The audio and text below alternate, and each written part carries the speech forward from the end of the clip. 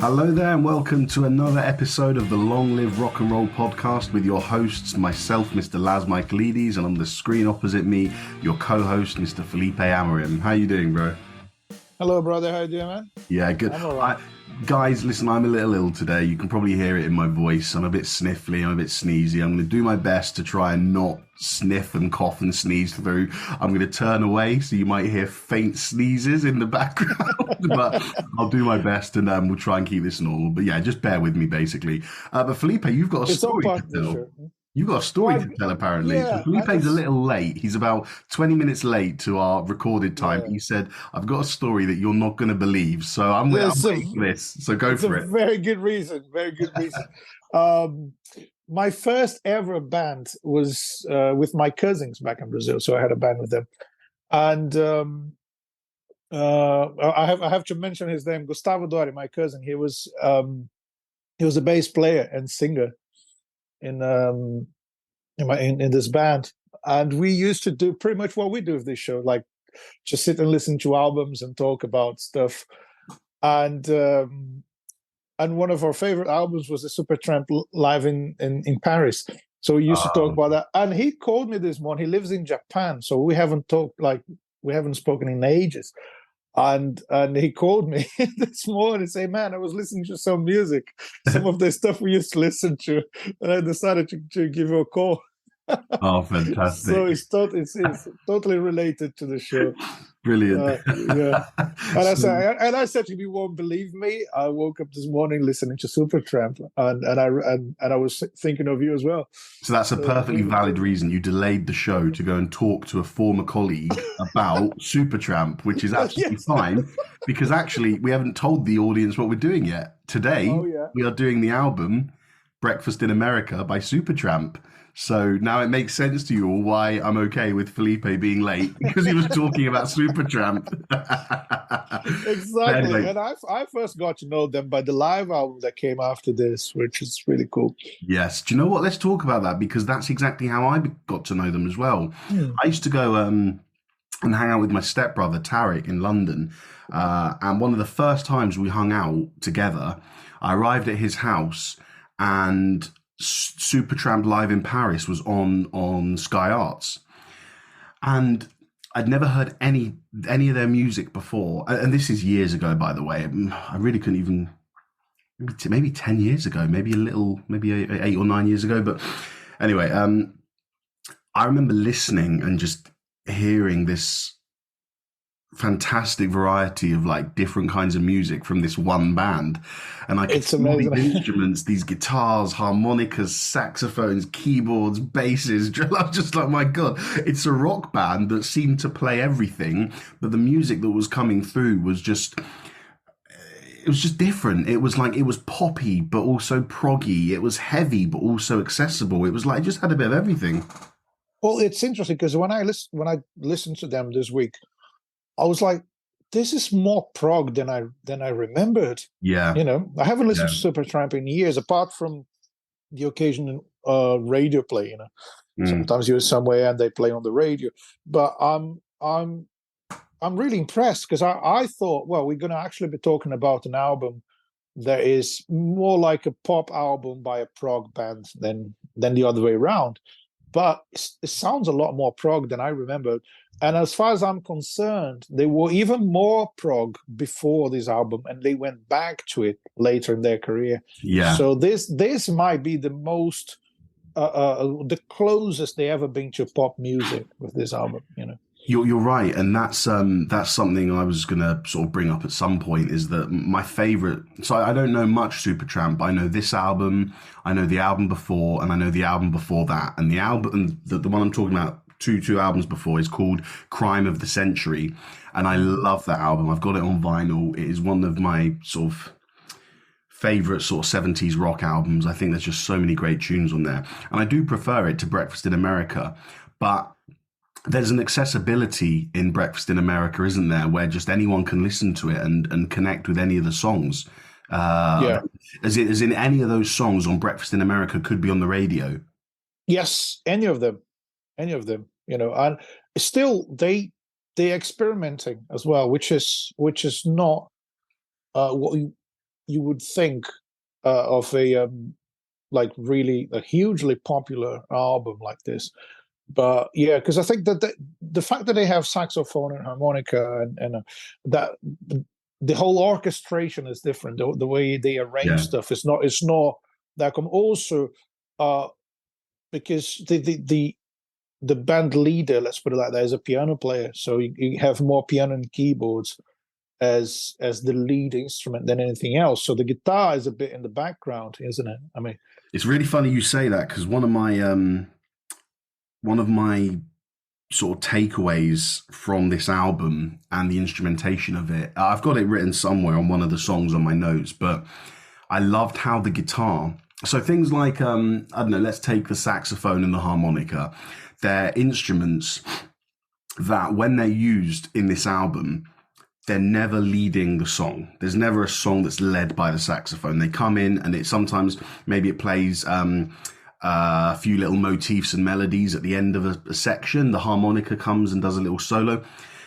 For a rock band to have a guitar that never leads a song, the guitar is only there, like the saxophone and like the harmonica, just to come in and embellish stuff, add a little melody here, do a solo here.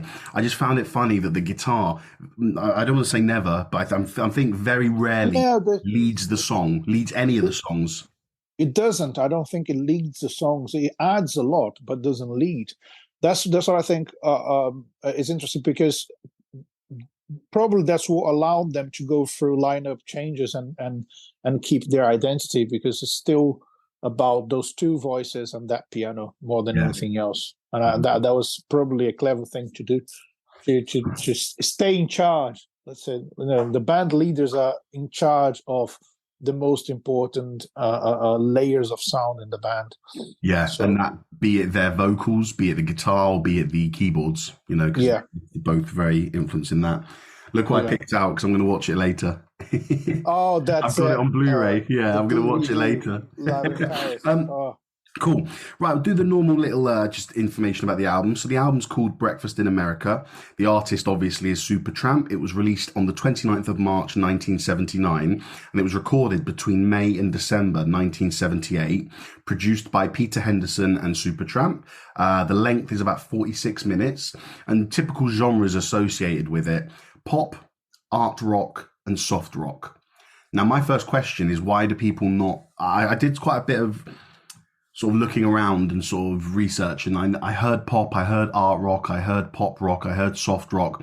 Didn't see much mention of prog, which I thought is quite interesting, because although it is a far lesser proggy album than the previous stuff, it still definitely has prog elements, don't you think? Well, yeah, the last song, the second half of the song is them jamming, in a very proggy way. So, and even if you listen to the very first track in the album, it's quite like dramatic in a kind of classical music approach, and I like that. And and you have this piano riff leading the song. I think that's extremely prog, in my opinion. So because we tend to maybe we tend to analyze songs based on the melody and lyrics, and then if you strip it down to those two things, then yes, they were essentially this album is essentially a pop album in that sense. But the instrumentation for me is all prog, and I'm a big fan of prog rock, so that for me is a compliment. It's funny because you said how keyboard heavy it was, and it does. Or piano and keyboards, and it is very much like that. The impression and the feeling that comes to me from that is that it has a very musical theatre-esque sound about it. And I think another thing that lends itself to that sort of characteristic is the vocals, because throughout nearly the whole album. So we'll talk about the band quickly. So you've got Rick Davies, who is the band leader, right, on vocals and keyboards. You've got Roger Hodgson, who's like the co-band leader on vocals and guitars with the occasional keyboards. Then you've got John Helliwell on saxophone, woodwind, and backing vocals. Bob Seibenberg on vocals and drums, and Dougie Thompson on bass. So as you mentioned, you got Rick Davies and Roger Hodgson leading the band with their vocals. And throughout most of the album, you've got both of them. One of them might sing a song or sing the full song, and one of them might take the lead vocals on this song, and the other one take the lead vocals on the next song. But in a lot of the music, there was back and forth, isn't it? Roger sings something, and then Rick replies to it, and vice versa. And that's what made me feel like it was almost musical theatre. And as well with the piano leading it, I can just envision in my head. Well, we'll talk about the lyrics later, but I can envision characters traveling to America and a stage show on the stage, them talking to each other. You know, it's got that sort of feeling, hasn't it? Yeah, it does. And "Goodbye Stranger" I think is the biggest moment of that kind of interaction. And the one thing I like is that their voices are so different from each other. Like you have this high pitched voice, you know, proper like lyric outside, like it's a falsetto he sings. Falsetto. And exactly. And the deeper voice of Davis, which is it's just like completely different. You know who is singing when they sing it. It's just like Roger Waters and David Gilmour and Pink Floyd when they sing. You know who is who. And the contrast is really cool. Sometimes, like, how do you decide who's the best? Now, who's your favorite singer in the band when they have different vocals? In my opinion, I'm a big fan of the contrast. It's not about who sings better or who has the most beautiful voice. I love the fact that you can use both voices in that way. And as I said, and they use it in a pretty much like a conversation instead of harmonizing, which I believe is one of their unique selling points. Let's put it like that. Yeah, no, it is. It's really good stuff. Talking of the first song, then, I mean, what I loved, and we mentioned the guitars, is that in the same way that I said the guitar just comes as an extra. You know, it's not part of the song until they add it in just to add some textures to the end. There's got that really hard rock riff at the end of Gone Hollywood, doesn't it? Which really reminded me of some of the music from Aqualung by Jethro Tull that we reviewed.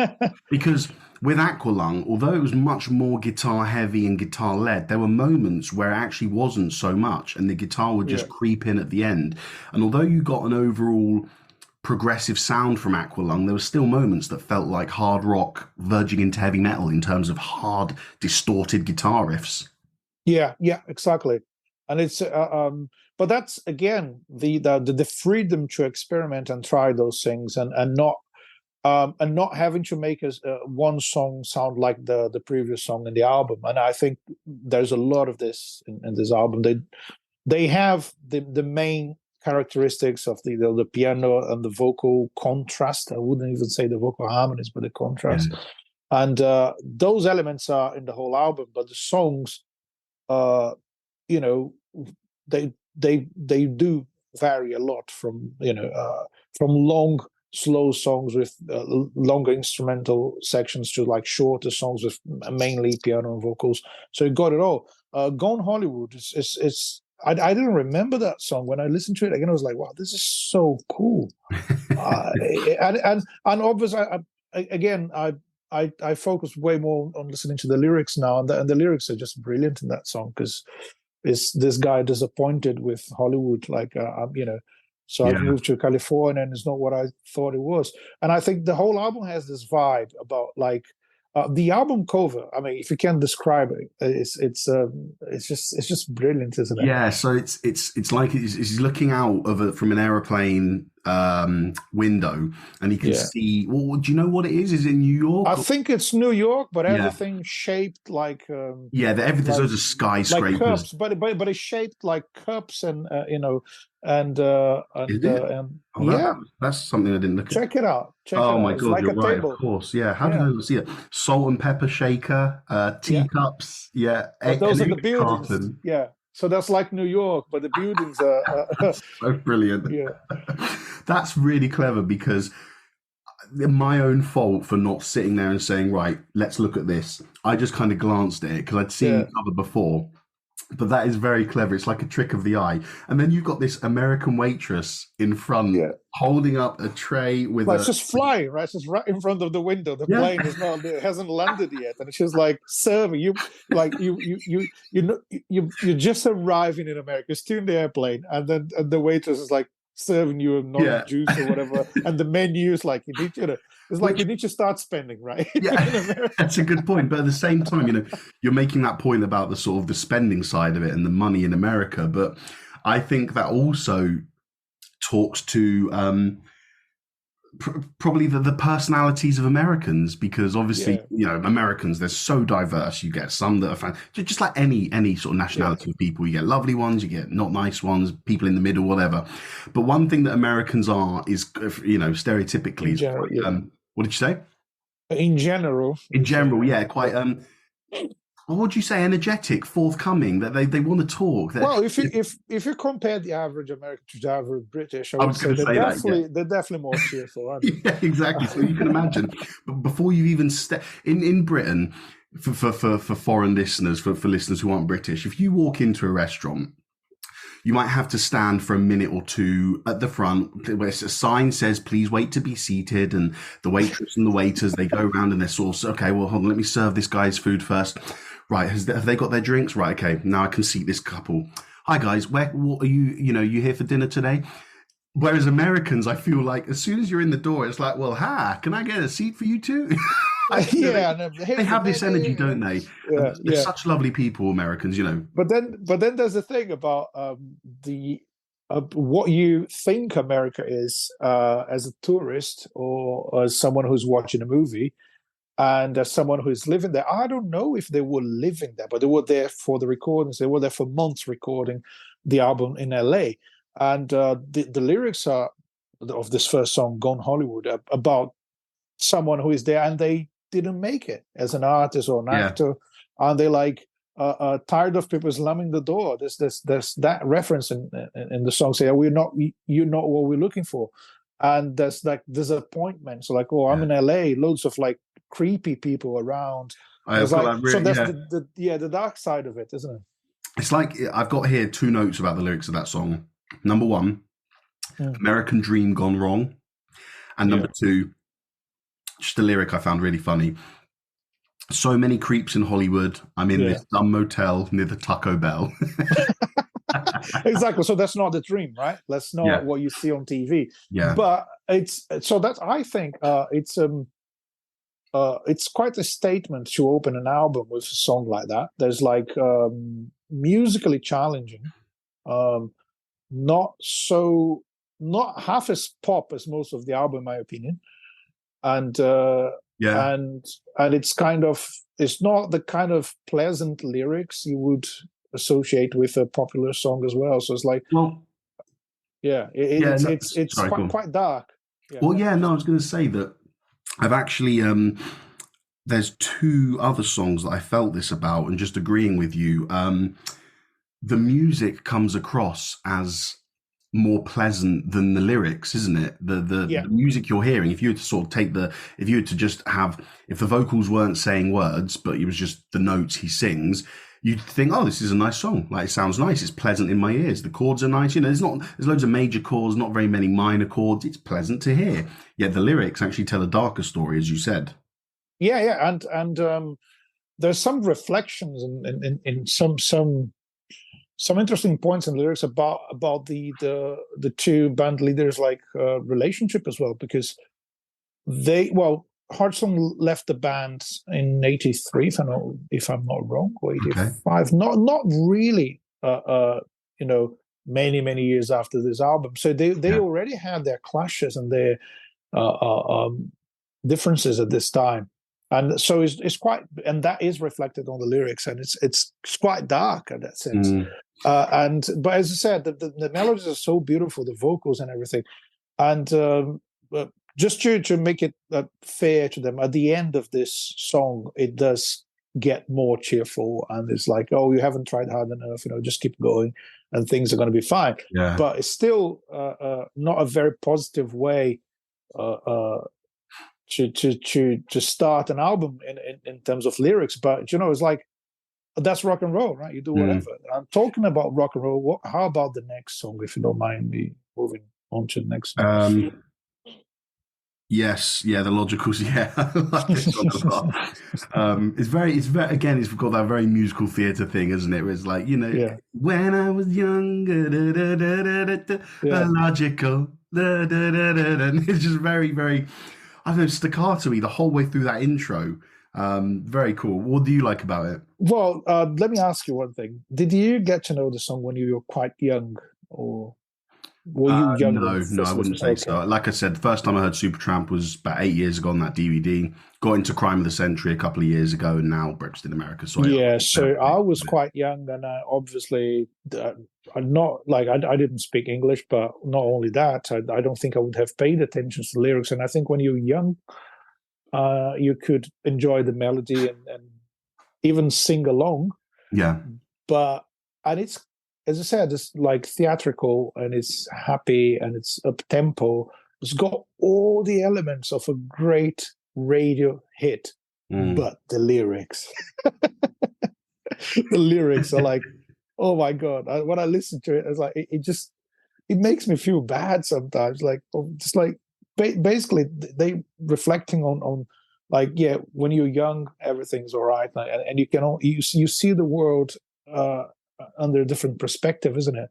You see the beauty of nature. You see like your friends, and you're having a good time. And then I love this line. But then they sent me away to teach me how to be sensible, logical, responsible, practical.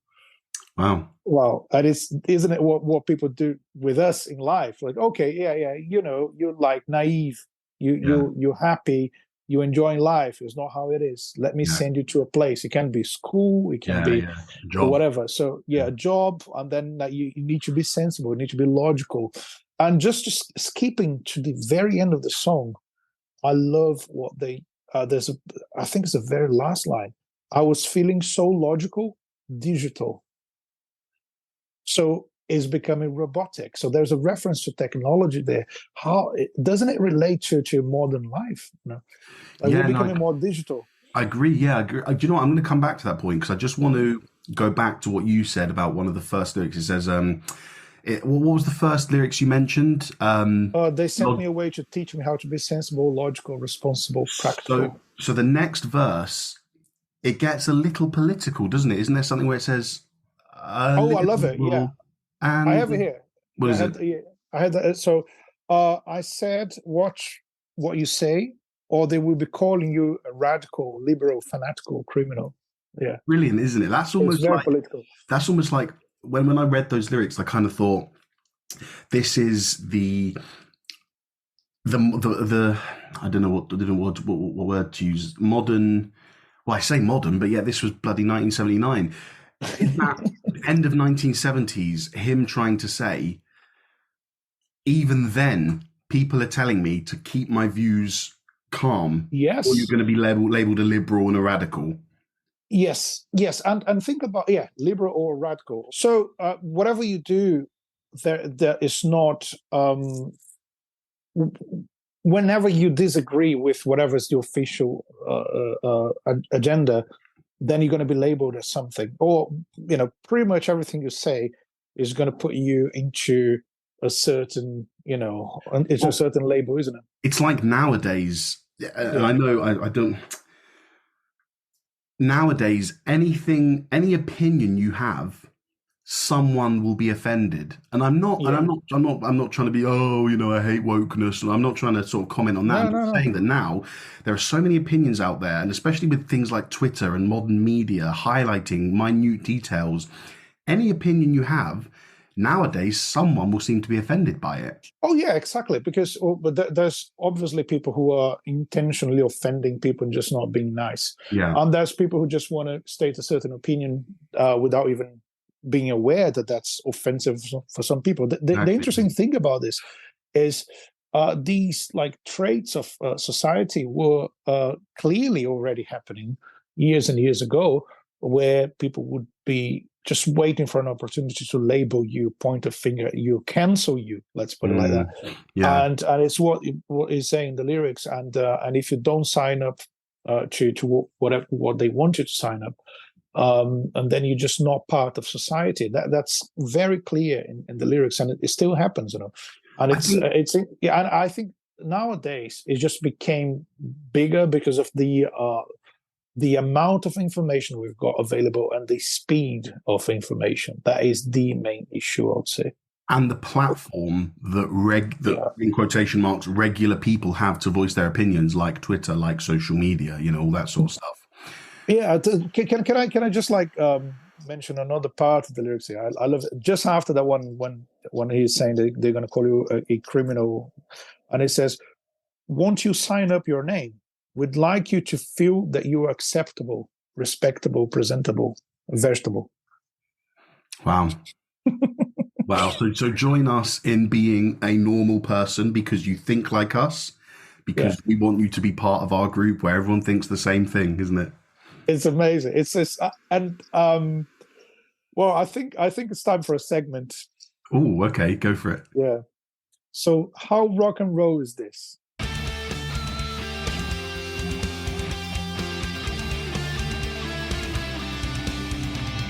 It's a massive radio hit with a catchy chorus and all the elements of a perfect pop song, with lyrics criticizing the normal way people live their lives, criticizing what is popular and what is acceptable, and making you reflect on those things. So it's a way of using accessible music to criticize what is acceptable in society. So a lot of bands obviously have done political lyrics and lyrics against the establishment and all that sort of stuff. But what I think makes this so rock and roll is that, like you said, it was such a radio friendly song. It was probably one of their biggest hits. It was played, everyone knew it. So I'm going to give it the rating for the same year it was released. It is a 79 out of 100 for that one. Great. Anyone can relate to that, because regardless of what kind of opinion you have and regardless of the subject, everyone has been labeled as the weirdo at some point in their lives. Just because you didn't agree with a certain thing or you didn't belong to a certain group. And I think, and it's shocking the way he reveals this reality. It's almost like I feel like when I'm listening to it, I feel like I'm 7 years old and someone is just telling me, "Look, listen, the world is not what you think it is, and if you don't sign up, to the official stories or to what the people in this place want you to sign up to, then you're not part of the community, you're not part of society." And an interesting thing to add to that is that you got to remember that in America, that's 3 years after the Vietnam War ended that they recorded. So you have to imagine that America was quite divided at this point. I know a lot of racial tension and segregation was going on in the 70s, wasn't it? So as well as that, the Vietnam War that divided people completely, I think generally there were probably more than two sides, but the two biggest sides were, well, we got to defend freedom throughout the world, so we should be there fighting. And the other people were saying, well, actually, this isn't our war. We shouldn't be sending our own troops to be killed in a war that we really have nothing to do with.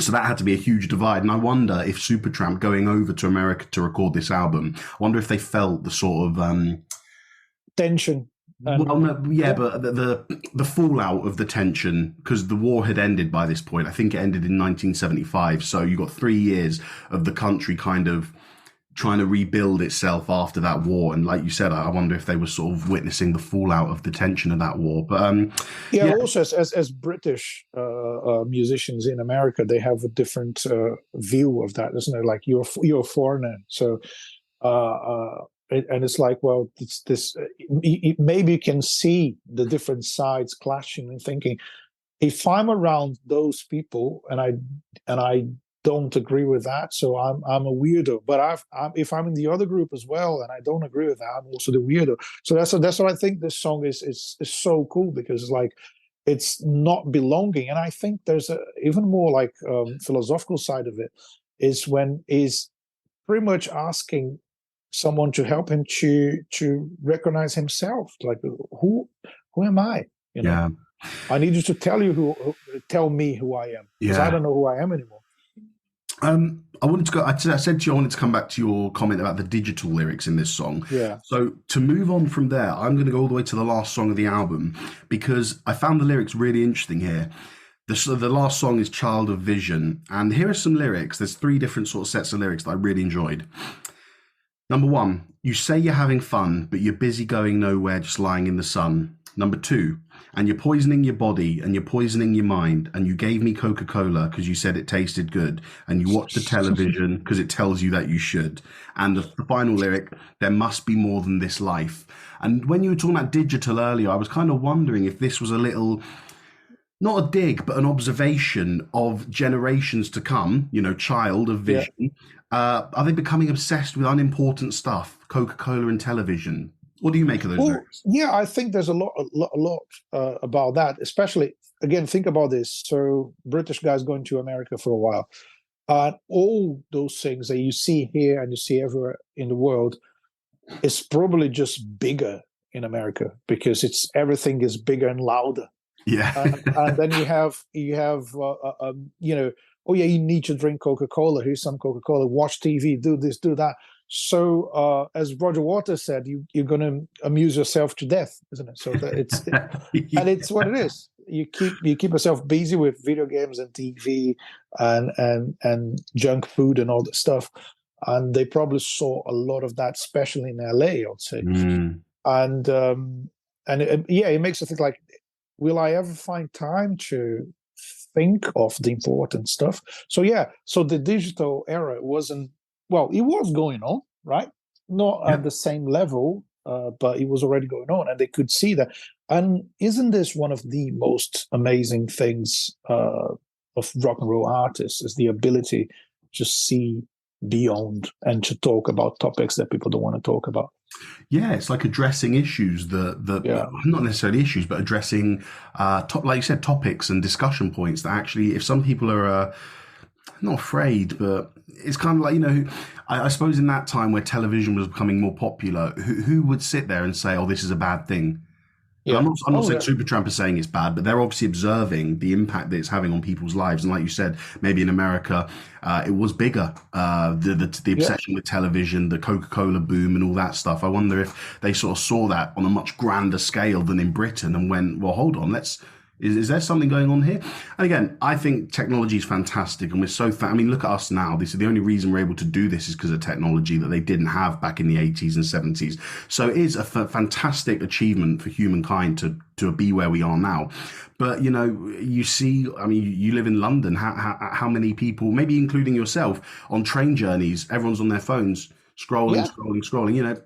That makes people happy, fine. But I love that Supertramp have kind of addressed it here, becoming obsessed with TV and Coca-Cola. And look where we are 40 years later. Exactly. We were on the phone all the time. Yeah. And it's like now. But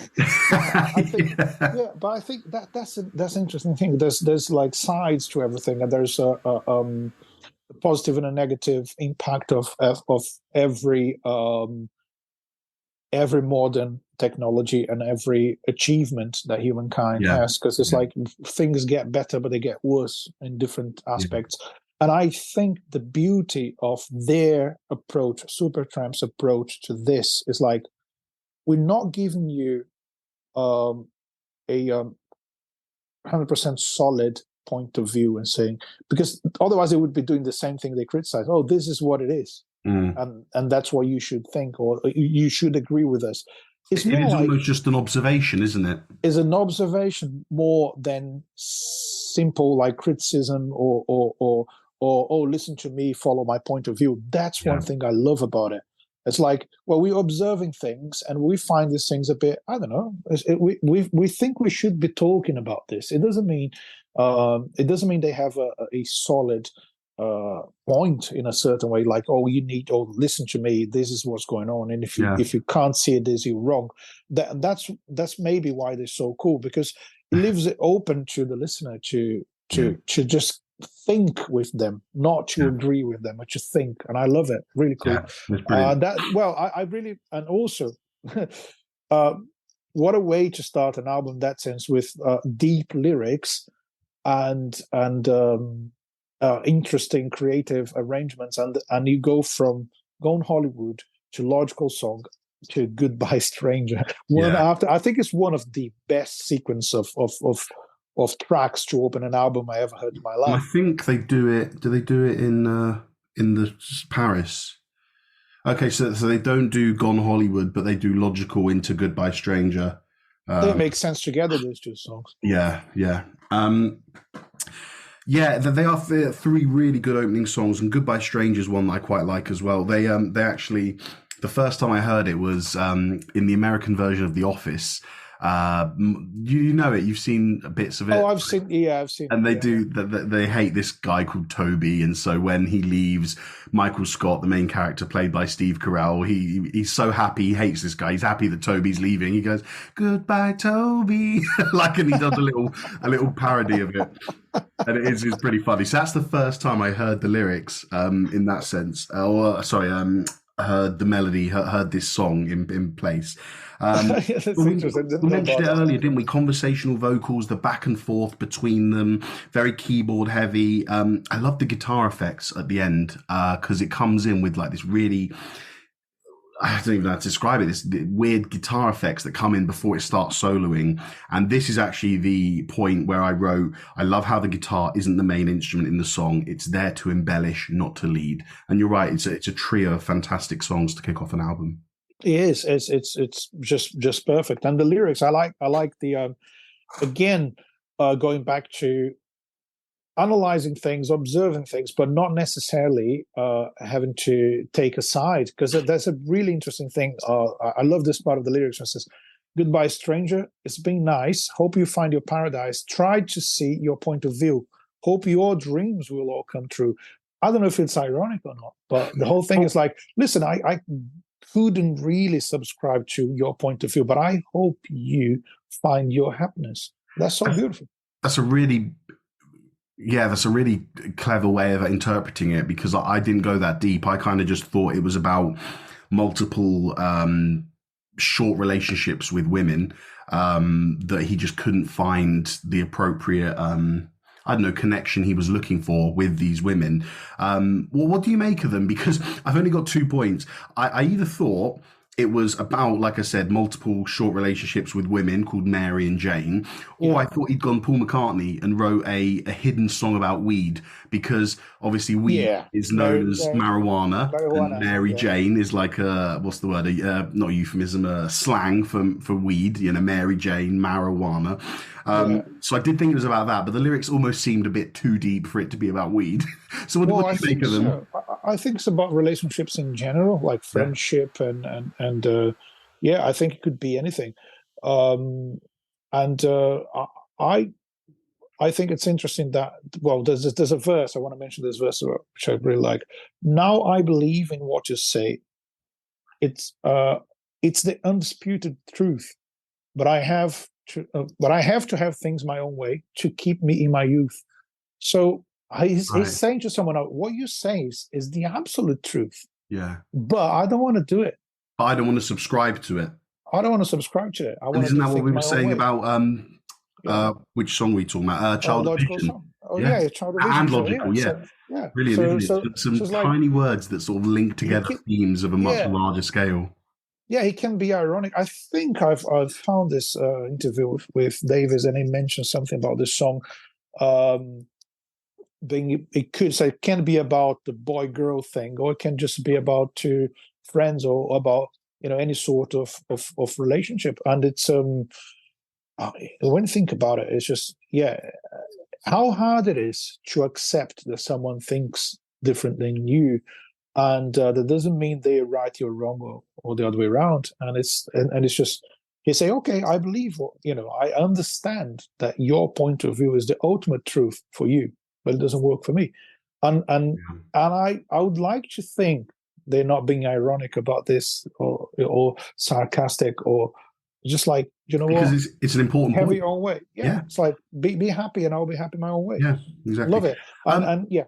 Going to the next song, I'm really interested to hear what you think the lyrics are about in this, because I tried to sort of make sense of them in context with the America thing, with maybe some relation, further down the album, we get into his relationship with his wife a bit more. But I couldn't really decipher Breakfast in America. And I tried to Google it as well, and I didn't really see much analysis of it. Well, what do you think this is about? What's your interpretation? I did had to look for an interview, and Hodgson mentions. Oh, you're showing me up, Felipe. All I did was Google. You had to find interviews. Look who's the pro now. Yeah, I'm the pro. What did he say about it? Well, he's actually saying, he said, when I wrote Breakfast in America, I mean, obviously, I had a lot of dreams. One of them was to go to America, and the America that we saw on television was very different to the America that we very much more connected to today. I mean, it was a very archetypal, is that what you say? Yeah, in a way. Everyone in Texas is a millionaire, for example. So a lot of my thoughts, want to see the girls in California. It was just a playful song. Think dreaming of going to America. I think the Beatles had just gone to America. Maybe that affected it. But again, I was dreaming and having fun one day, and this song just flowed out. I think the lyric was written in about an hour, so I didn't even stop to think what I was writing. It just came out of me. So wow. I think, so it is about the American dream and the fact that it's not really just like the first song, just like Gone Hollywood. Yeah. It's not like the dream, but they actually mentioned that they've with those words, the America that we're very much more connected to today. So they accepted the truth. So this is the real America, and that's where we live, and that's what we're doing, and that's cool. It's not a dream. It doesn't have to be a dream. No. So I think it's positive in that way, but it is about the American dream. That's what it is. Musically, I think this song encompasses that art pop genre the most. Art rock, it says, because we spoke about art pop when we did Hunky Dory by David Bowie, and we sort of said that generally it's taking the concept of pop and or rock in this case and experimenting with things like classical music and other parts. And with Breakfast in America, you've got that keyboard that sounds like the harpsichord, the Baroque style instrument. You've got the odd, almost Middle Eastern saxophone that comes in, the little solo interlude. So I thought that was quite interesting. And funnily enough, it's the shortest song on the album as well, isn't it? Yeah. Maybe it's that. I mean, I love the fact that he said he wrote the lyrics in 1 hour and the song just came out. Sometimes when you don't think or you don't overthink a song, it just sounds better. I mean, maybe it's the best you can do as a songwriter, and at least with this song. So it's funny because it sounds to me that the whole album has been thought through. Like, we need to do this, we need to do that. Arranged. The lyrics for Logical Song are beautiful, like well crafted. On this one, as I said, what's the line he mentioned? Everyone in Texas is a millionaire. It's like, just throw things like that. Like, like if I'm 12 years old and I'm writing a song about America. Yeah. And I think that's beautiful. I think it's a big contrast. As I said, a shorter song, maybe not so deep lyrics, but really cool. I love it. Yeah, sticking with the American lyrical theme, my favorite song on the album is "The Long Way Home." Do you like it as well? It's great, isn't it, that one? Yeah. I find the lyrics again very interesting, and this to me seems far more. Excuse me. It's telling that story like from Gone Hollywood and Breakfast in America, but it's much more specific. I got the impression of. Again, American dream gone wrong, but this time maybe for a performer or someone in the show business who's lost their spark or done it for too long. Yeah. That's what I thought. And then I read his interview about it. Yeah. And Hodgson said, "I'm talking about not wanting to go home to the wife. Take the long way home to the wife because she treats you like part of the furniture. But there's a deeper level to the song too. I really believe we all want to find our home, find that place in us where we feel at home. And to me, home is in the heart. And that is really when we are in touch with our heart and we're living our life from our heart. Then we do feel like we found our home." So I think my point actually can stand. It's that, he's presenting it, in my opinion, as a performer or a show business person in America who's been on the stage too long. They've done it before. They're being moved on, him or her. I think there's a lyric where he says, "You lost that spark" or something.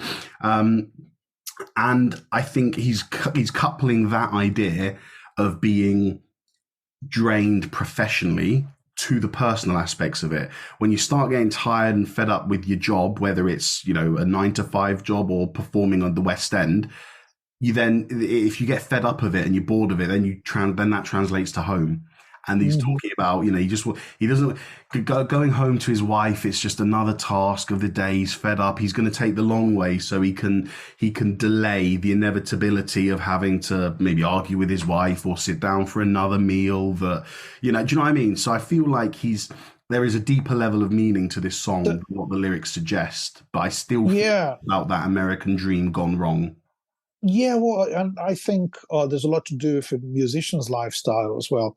And it's interesting, he's talking about finding home in your heart, because when you're on the road, you don't have a home, but that feeling of being on the road constantly, that might feel like home to you. And I think that's what they're talking about. Like, although it's difficult, I don't want to go to home, because then I'll be stuck in the same place with the same thing. So it's a bit. I think there's a conflict between the hard life on the road and the hard reality at home. Yeah, it's like it's which means regardless of where you are, you need to find your own place inside yourself. And I think there's loads of there's almost like a religious thing. And I want to mention another song. Is the 7th song in the album, "Lord, Is It Mine?" Okay, which it's like a religious song, but it's not simply praising God. It's like, I mean, I want to know if I can talk to you. It's more like, is it like, am I allowed to do this? Am I part of this? And it's kind of questioning and trying to reach out to God in that way and questioning things. And it's this is quite a deep album, isn't it? Lyrically, it is pretty deep. I think it's an album. I think it's a well-crafted progressive rock album about human condition. Yeah, that's how I see presented it. in an almost pop format. Yeah, exactly. And I think he communicates because of that. And I read something that might explain some things, but I didn't find any quotes from them to back this information. So it's just something I want to mention. Yeah. Someone said, a few people said that Hodgson was a spiritual kind of religious guy and Davis was an atheist. So and those reflections are there in their music. Those the conflict between those two views in a positive way, I would say. Yeah. I don't know if this is true, so I'm just mentioning because I found loads of references to this aspect of their beliefs, but I'm not quite sure if it stands. But it's there's not an obvious nod towards religion like there was in Aqualung, was there? In Aqualung he was very, very obvious about how religious. This is the God I believe. Yeah, exactly. Yeah. Whereas this, you're getting some spiritual implications, but they're so small, isn't it? But what I think is rock and roll in both cases, as you mentioned, Aqualung, and I mentioned it, "Lord, Is It Mine?" the song. It's like, again, they're not giving you the truth. They're not giving you like, oh, this is like a solid statement, and that's what I think. Which I think David Bowie was great at that when they talk about. It's like they writing songs whilst they still don't understand what they're talking about. Yeah. And this is beautiful. It's like I'm trying to figure out who I am, what I'm doing, what is God for me, what is the world, what is America for me. I don't know. I'm just like, and as I try to figure it out, I'm going to write it down and create a song with it. And I find this just such a beautiful way of writing music. And it's okay, isn't it, to sort of to accept that what you're feeling now might change in the future. So I've got a Led Zeppelin tattoo, as you know, and someone said, what if you end up not liking Zeppelin in 50 years? I said, first of all, it's never going to happen. But I said, listen, even if that does happen, let's say 50 years from now, I've forgone all my heavy metal and rock and roll and I only listen to classical music. The reason I got a Led Zeppelin tattoo is because it is these four gentlemen who got me into playing the bass. And I played the bass professionally for 10 years. So it was a huge, significant part of my life that was started by this one band. So even 50 years from now, if I don't like Zeppelin, I can still look at that tattoo and it will take me back to a place in life and a moment in life where they meant something to me. They meant something to me so much so that I got a bloody tattoo. And I kind of feel the same with these lyrics and what you're saying about them. Even though Roy Hodgson's views on whatever he's writing might be different today than they are back in 1979, at that moment in time, in his career, in his head, that's how he felt. And I think it's important to get the words on paper, just as I've got a tattoo on my arm. Do you know what I mean? Yeah. Yes. Because that reflects a moment in time. A moment and in I think time, yeah. Every album is a moment in time. An album is just like taking a picture to me. It's a photograph, because it's like that thing happened that way only once. Yeah. But we have the pleasure to listen to it over and over and over again, because it's being recorded, it's being registered as and those guys, I think, never played together again after they split. So you had Hodgson doing his solo career, and have Davis in charge of a new version of Supertramp, and they never actually got together again. But that moment in time is there as an album, as many albums actually. And the song Casual Conversations is about their relationship as musicians, and about the fact that they could at that time see that it wouldn't last, even though it took a few more years to actually break up, but they knew. So I've got the notes: passion and love fading from the relationship, and whether this is a relationship between him and his wife, which I thought it was initially because of the song "Long Way Home," but you could be right, man. It could be about the relationship between the band members. Did you read into it? Do you know that it's about the band? Of course, Davis said in an interview. See, surname again, with. The Melody Maker magazine, he said, "I suppose it's me and Roger to a degree, me not being able to communicate with him, wanting to get out at times. And now it seems, there's a verse I want to quote. It's like, and now it seems all being said, if you must leave, then go ahead. Should feel sad, but I really believe that I'm glad."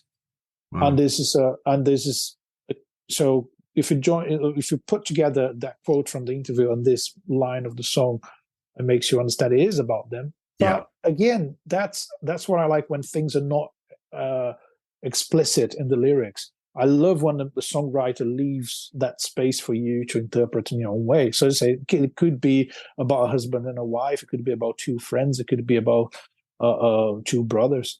Anything, because it's a relationship, like it's a relationship conflict or whatever it is. So interesting. Yeah, it's cool, man. I mean, is there anything else you wanted to touch on? Because I mean, I think we've lyrically song by song already. Pretty much. Yeah. I think just going back to "Lord, Is It Mine." Sorry, did you want to? Yeah, no, just go there. I was going to say, "Lord, Is It Mine." I thought the lyrics were fantastic. The music, however, I felt it was the one thing about that song. And I'll tell you the notes I've made is, I didn't think it was anything special. And actually, I think would I go as far to say that I don't like it on the album, because with every other song, there are moments of specialness and creativity that you feel like only Supertramp could bring. Whereas this song, I didn't think there was that much unique about it. I thought it could have been written by any other rock band at that time. There wasn't that Supertramp magic dust on it. So I don't want to be like I'm criticizing. It was an observation. Out of all the songs, I felt this one was the most generic, and actually I could have heard this be performed by anyone else. It didn't have that Supertramp magic on it. No, it didn't. It didn't in that way. Because it's more straightforward, just piano and vocals. It's more like, listen to these really deep religious lyrics. I want you to listen to it. So I'm not going to add too many layers, because I want you to listen to the message. Maybe that's what it is. There's no drums for the first half of the song. So basically, there's no proper arrangement. It's simple, and I think it works. I mean, the song that comes after that, Just Another Nervous Wreck, it's the most aggressive one in the album. There's more guitar. There's a guitar solo, and that has some sort of Supertramp vibe to it, but it's still different from the other ones. The song we just talked about, Casual Conversations, has a bossa nova vibe on bass and drums. it's really so. Again, there's no formula in a way, and none of the songs have a formula, do they? No. It's just fantastic. It's like, God, the songwriting, brilliant, isn't it? Well, I think what connects the album is the deep lyrics, the reflection on the human condition, and all that stuff, and the conflicts, which is it's a common theme. You know, when we talked about albums like "Rumors" by Fleetwood Mac and "The Dark Side of the Moon," those kind of subjects are approached in those albums as well. You know, and again, that's maybe. I would dare to say this because I'm not following popular music. I don't listen to radio, but I would dare to say that it's kind of missing nowadays, isn't it? Just go a bit deeper into lyrics, like write about something that's going to make people think. Not like, oh, I lost you, I'm suffering. Let's cry together, and that's it. I agree with you. I don't know if there is that much there in pop music. Again, I don't know when the last time I listened to a radio was, or like a popular music radio station. For me, you know, the whole point of this show is that there's too much good stuff from the 70s and 80s that I haven't listened to, you know, I'll catch up with the 2020s when I'm 50, you know. We'll get there. Well, actually, we're gonna do some stuff about more recent albums, I guess, at some point. Yeah, we got that coming in the future. Yeah. So yeah, I mean, I want to ask you why you chose. So for listeners, just so you know, Felipe chose to do this album today. What makes this rock and roll to you? Oh, good question. I think, wow, that's tough. Obviously, in one word, we said it a million times, is freedom. But I think it's the fact that the songs don't necessarily have to have a certain formula. You have a 2-minute song and you have a 7-minute song, and you have like complex arrangements followed by straightforward pop songs. It's a diverse album, and what makes it rock and roll is that freedom to write songs that do not relate to each other in terms of instruments or orchestration, but have a deeper meaning in terms of lyrics. And the fact that you can criticize society without necessarily criticizing the listener, and you're just giving them some. Listen, this is. I feel that things might not be going the right way, or I feel like we've been tricked into this. You know, we've been made out of fools, and that's how we live in our lives. Yeah, that's cool. You know, and I'm here to criticize everything with good music. That's it. Brilliant. What makes it rock and roll to you? John, let me answer that with my monologue after. That's it. My favorite part of the show. One part I just wanted to do, and this is a little bit of a, well, I'll introduce it now. This is a little bit of a Laz Unleashed.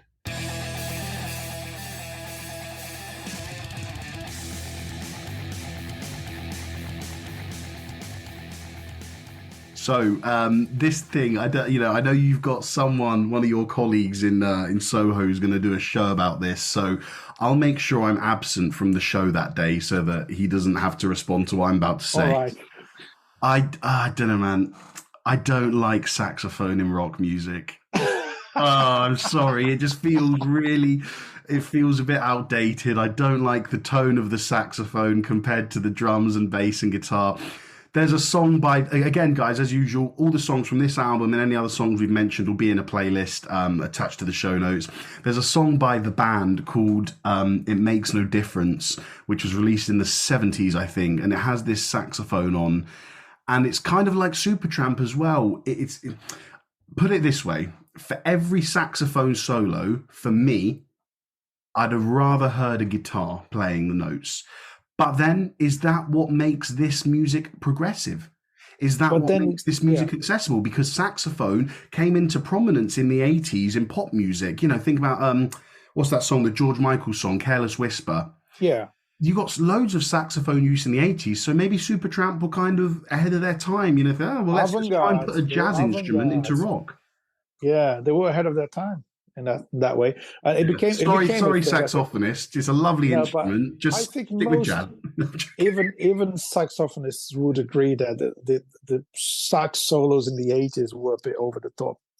At least in this album, they're tasteful and they're played well and they do fit around, and it's never as we call wanky for the sake of it. It's very tasteful. It's just something about the sound of it that I don't feel works well with sort of the rock instruments. But again, Supertramp have won me over. I like this album, so something's good about it, isn't it? It's just in general, just to but if you don't say anything like that, it's not an episode, isn't it? We need to. We need one, don't we? Shall I give you my monologue? Yes, please. I've been, I'm always looking forward to this. Like, that's why I do the show.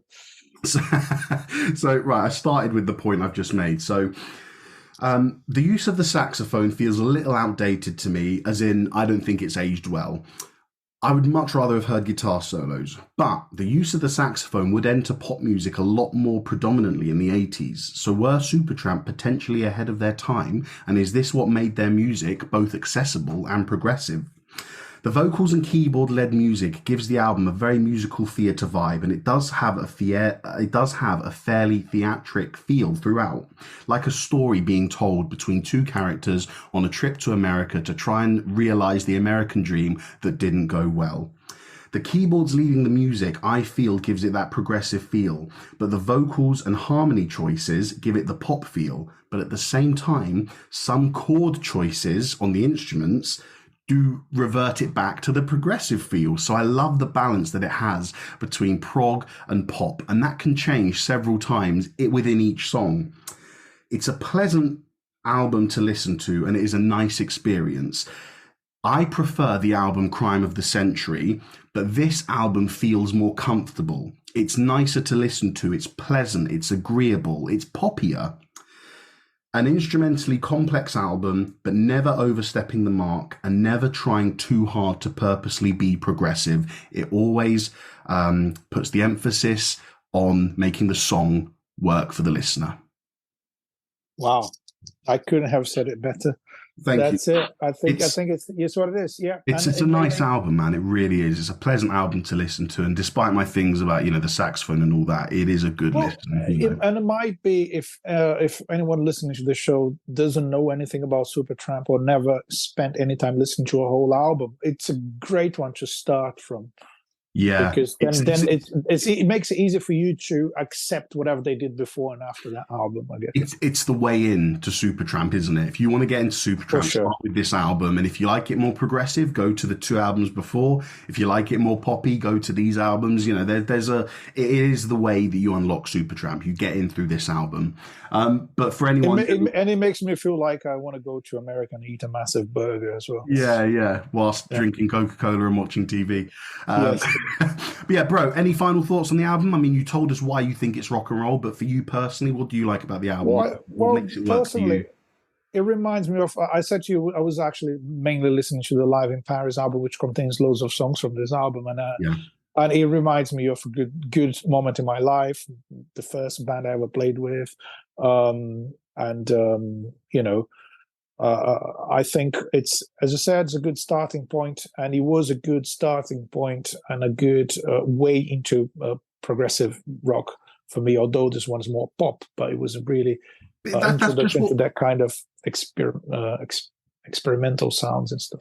But that's just what we said it was, wasn't it? It's the key into Supertramp's music, but it's also, on a wider scale, it's the key into prog rock. Yeah. So anyone listening now who's never ventured into prog rock, do this album first, then go and do Crime of the Century, then go and do Yes, then go and do Emerson, Lake and Palmer. You can work your way back, can't you? Makes a lot of sense. It makes a lot of sense. Yeah. Fantastic. Anyway, well, bro, thank you for choosing this album. Like I said, and on my first, I'll tell you what, it's an album, so I've listened to it 4 times this week, and each time I listened to it, I enjoyed it more. That's great. I still prefer Crime of the Century. Some of the songs on that are just phenomenal, especially the song Crime of the Century. I love that. But we'll save that for another, because that's on our album list. We will get there. We'll do Crime of the Century as well. But every time I listened to it, it became... You felt more connected, and I wonder if that's the lyrics that we obviously spend a lot of time talking about. It feels like a personal album. It feels like it's talking to you. Like you said, not saying, here's what you should think, but here's what I think from Hodgson and Davies. If you can relate, brilliant. If not, enjoy the music. So Yeah, exactly. fantastic. Well, guys, thank you again for joining us on another episode of our podcast. Felipe, tell them where they can find us.